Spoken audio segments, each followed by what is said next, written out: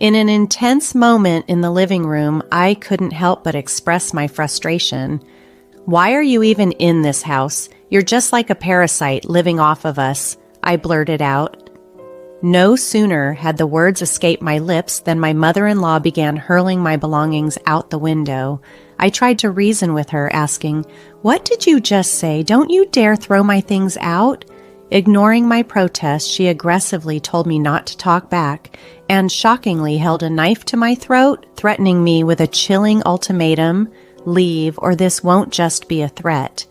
Terrified, I agreed to leave immediately, managing to say, "I understand, I'll go."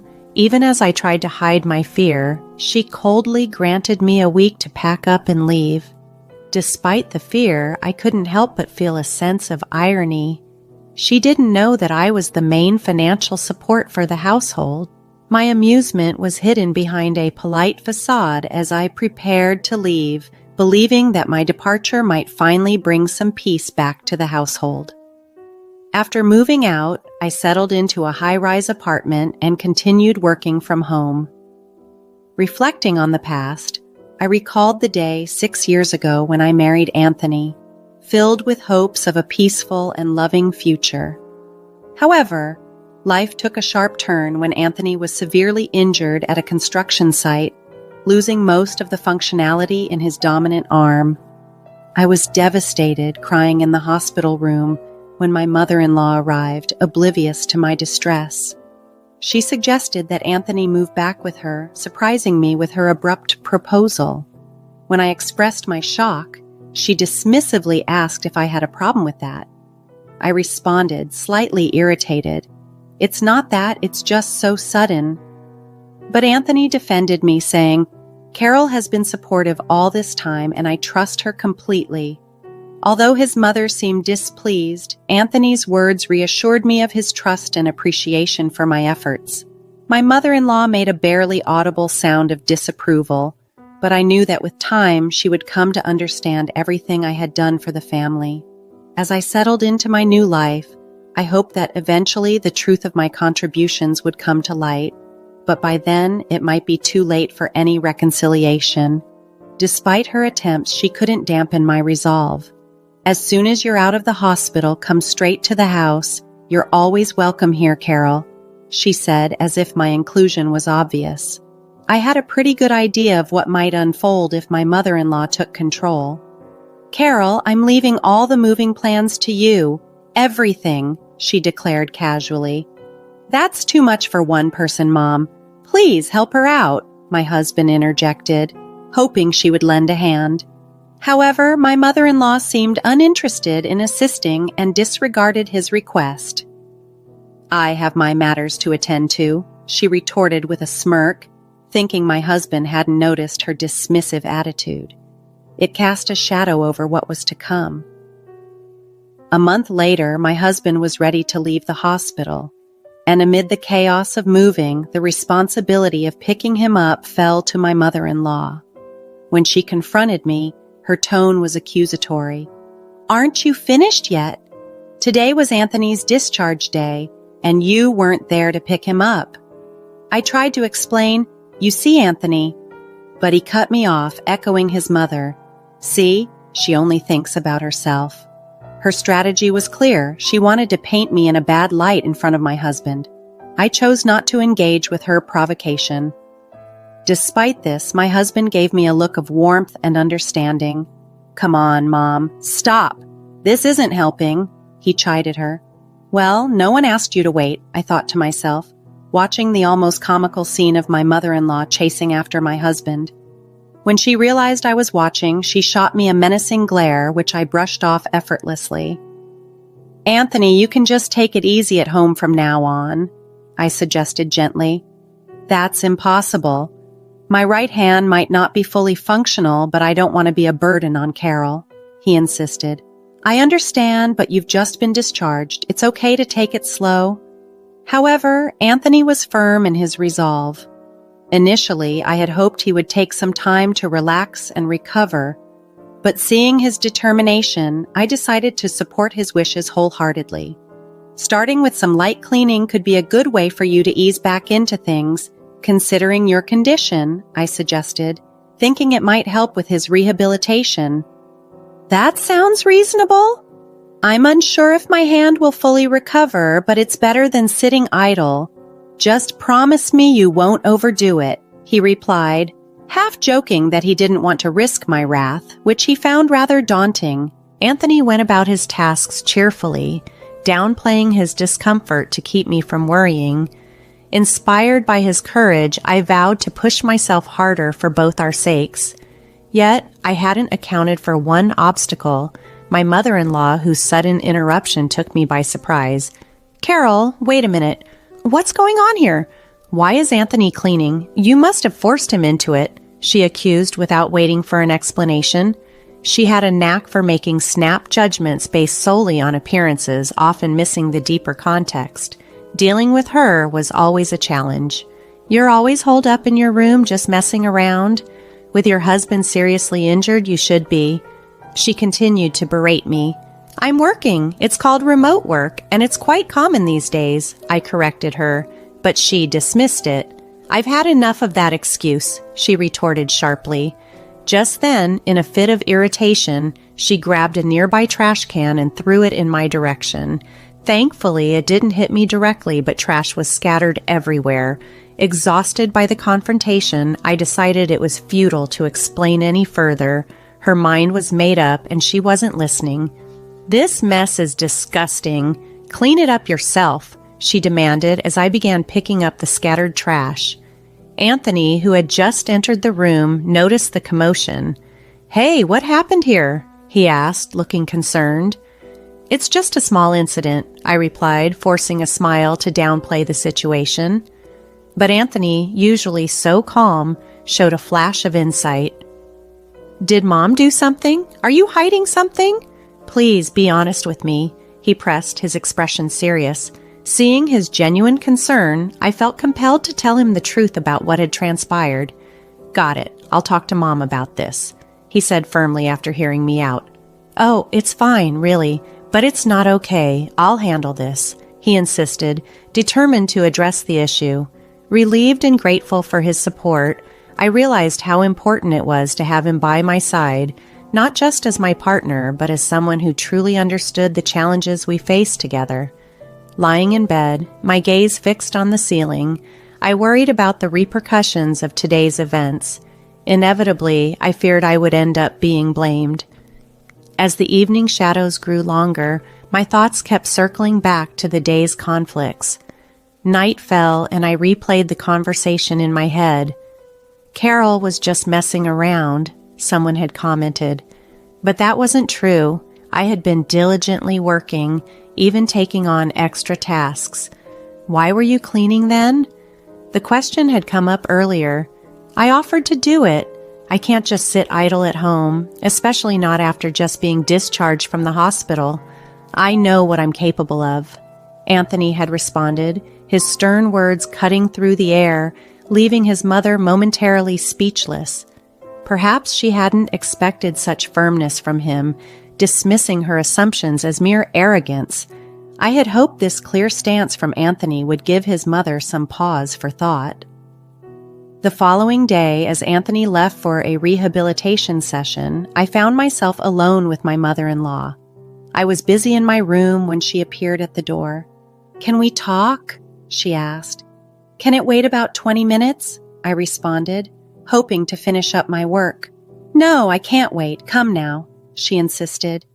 I quickly wrapped up and headed to the living room, where, to my surprise, an unknown woman was waiting. "Excuse me, who is this?" I asked, feeling uneasy.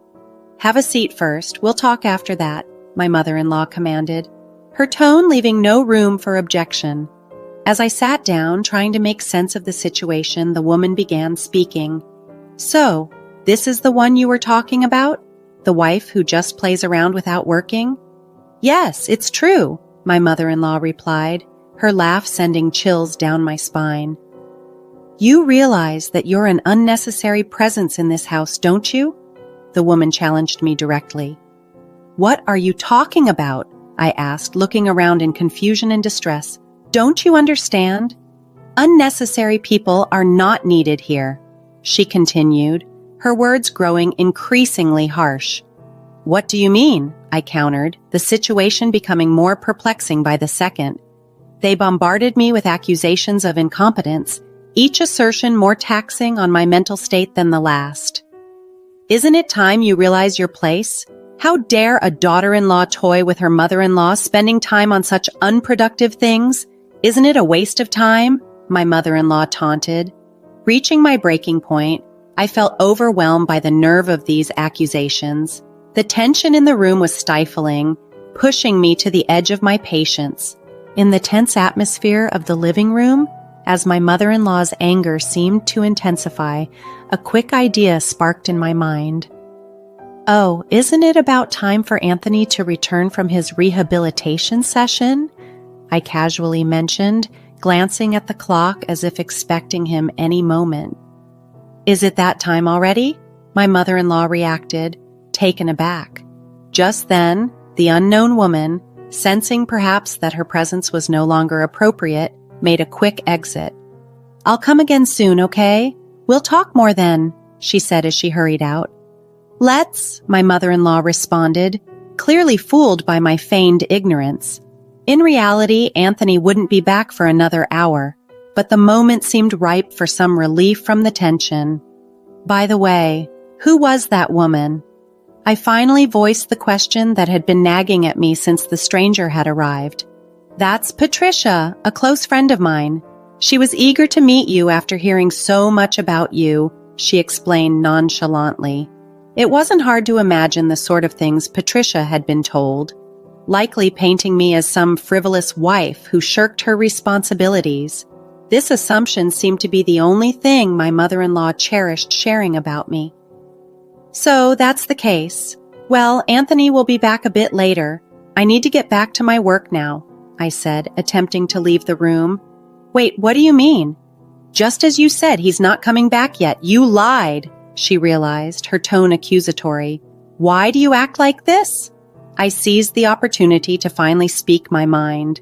Her continuous interference had become too much of a nuisance. "You're the one who started this, right? You called your friend because you can't handle things by yourself," I challenged her. "That's not true. I can manage you perfectly fine on my own," she retorted defiantly. "Then why don't you try and see if you really can?" I provoked her further, hoping it might lead her to reconsider her tactics. As expected, her response was heated. "If you want to apologize, now is the time. I have no such intention," I declared firmly. In response, she exploded in anger, grabbing a nearby vase and hurling it towards me. I had anticipated her reaction and dodged it effortlessly, even managing to flash a provocative smile. "Hello, I'm home." Anthony's voice suddenly echoed from the entrance, catching us both off guard. "Why are you home already? It's not time yet," my mother-in-law stammered, visibly shaken. "Oh, I lied earlier. I was actually on my way back," Anthony admitted. He looked from the shattered vase to the tense faces, quickly piecing together the situation. "Why would you do that?" his mother asked, bewildered. "Isn't it obvious?" I pointed to the remnants of the vase on the floor, signaling the chaos that had unfolded in his absence. It was a clear illustration of the underlying tensions that needed to be addressed. Despite the tense atmosphere, I couldn't help but find a hint of humor in the chaos. "Hey, what happened here?" Anthony asked as he walked in, surveying the mess. "Your mom threw that vase at me," I explained, still a bit shocked by her actions. "What? You mean that lady who came over claiming to be Mom's friend?" Anthony looked between me and his mother, his expression a mix of surprise and anger. "Is that true, Mom?" he asked. She hesitated, then muttered a reluctant, "Well?" "So it's true. Why would you do that?" His voice carried a weight of disappointment and disbelief.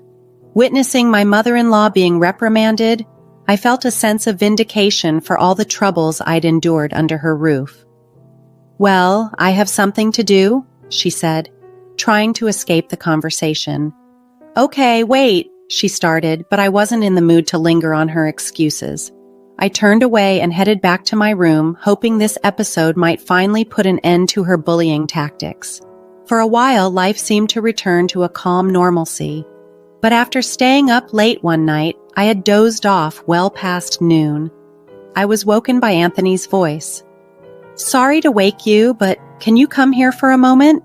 "Okay, sure," I replied, noticing his unusually serious demeanor. In the living room, my mother-in-law was already there, looking oddly complacent. "What's going on?" I asked. "Look at this," Anthony said, pointing to the table where a disassembled plastic model was scattered about. It was one of his treasured hobbies, usually kept pristine. "I came home and found it like this. Do you know anything about it?" he inquired. "No, I have no clue," I replied, genuinely puzzled. I hadn't been near the room where the model was kept, let alone inside it. My gaze drifted involuntarily towards my mother-in-law, who wore a strange, eerie smile, as if pleased by the disruption. Even if someone broke it, I was out. "I met Anthony on my way back from Patricia's place, remember?" she quickly interjected, trying to deflect suspicion. "Yes, but—" Anthony began, his voice trailing off as he noticed something in her hand. She was holding a shiny object. "Is that an earring?" I instinctively touched my ears and realized my left earring was missing. It didn't take long for me to connect the dots. This had to be an act of revenge for the previous incident. "This is yours, isn't it? It looks like only the left one is missing," she accused, her voice tinged with triumph. I took a deep breath, knowing that showing anger would only play into her narrative.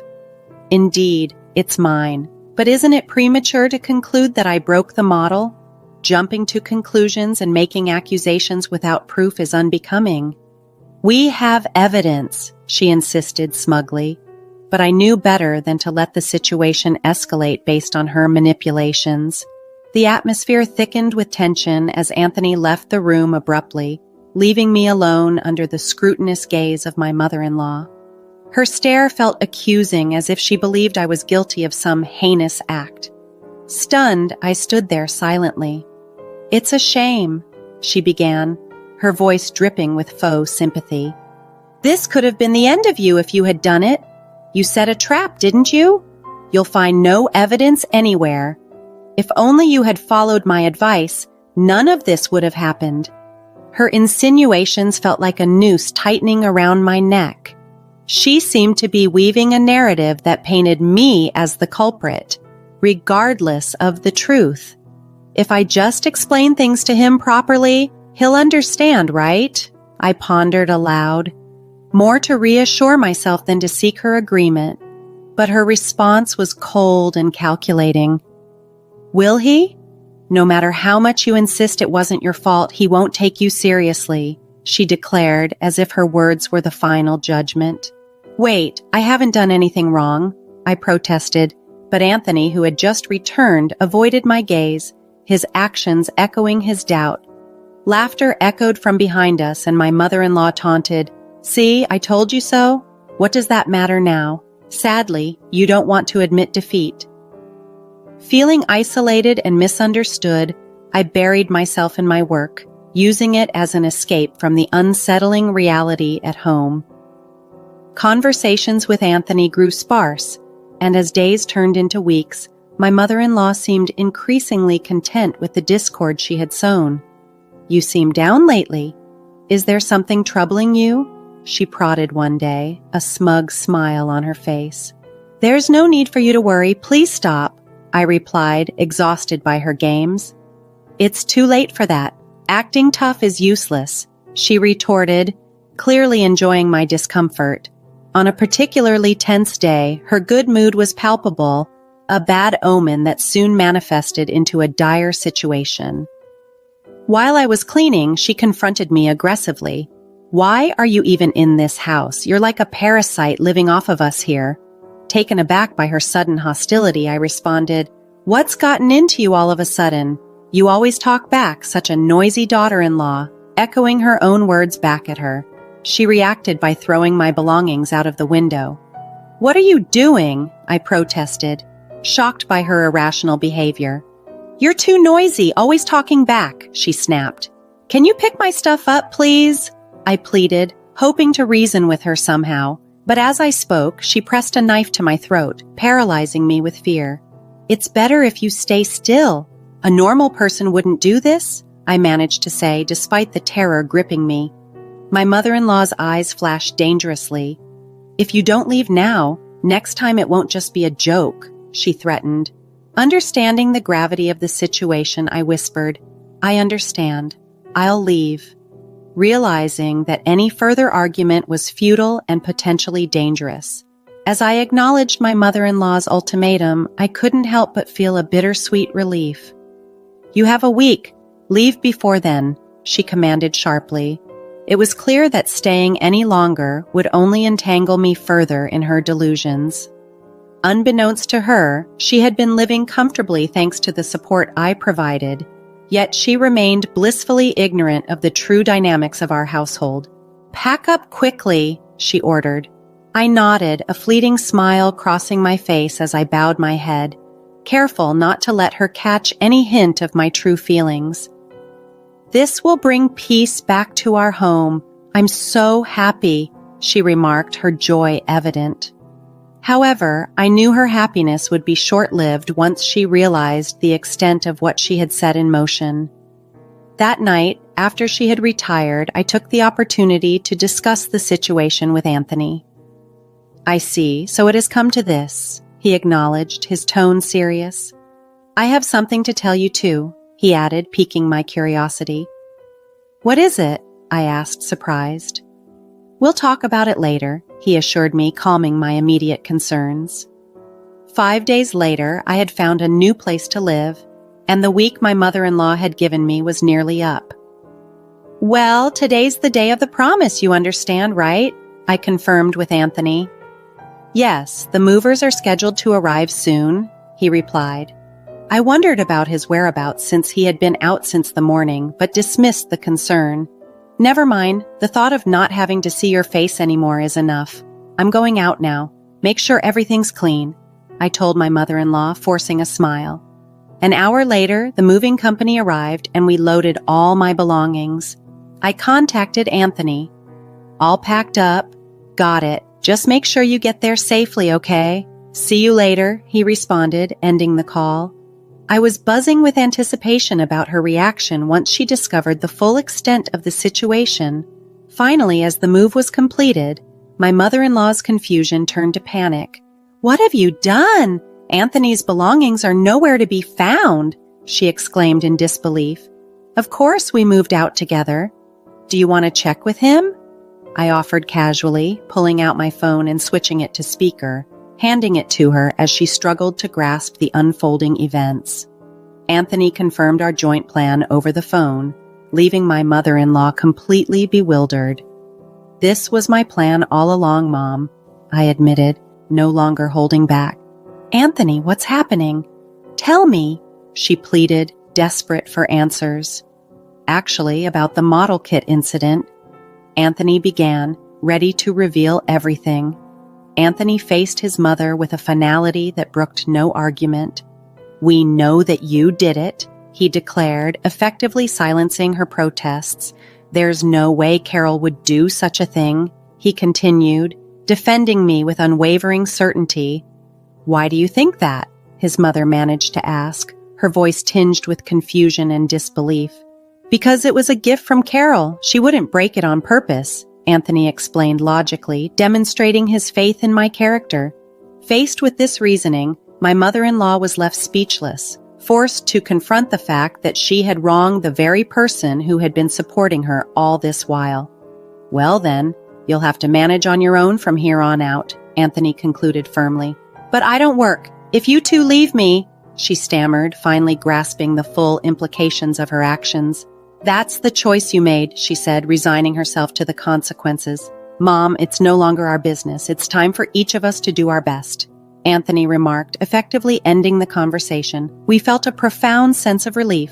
Though we had initially hoped for a good relationship with her, we had quickly abandoned that hope. Now, my mother-in-law had chosen her fate. "But why did you keep it a secret?" I asked Anthony later, curious about his earlier reticence. "About that? What about Mom? It's like they say, deceive your allies to deceive your enemy." Anthony explained with a slight grin. You can't mean enemy, I said in disbelief, but the humor of the situation wasn't lost on us. We looked at each other and burst out laughing, relieved that we could finally look forward to a peaceful life together. About a month later, Anthony seemed contemplative. You seem down lately. Is there something troubling you? He asked, his concern evident. There's no need for you to worry. Please stop, I reassured him, trying to alleviate his concern with a light tone. It's too late for that. Acting tough is useless, I added, echoing the playful banter we had grown accustomed to. On this day, despite everything, my mother-in-law was unusually cheerful, perhaps having come to terms with her new reality. My premonition of a forthcoming peace had indeed become a reality, marking a new chapter for us.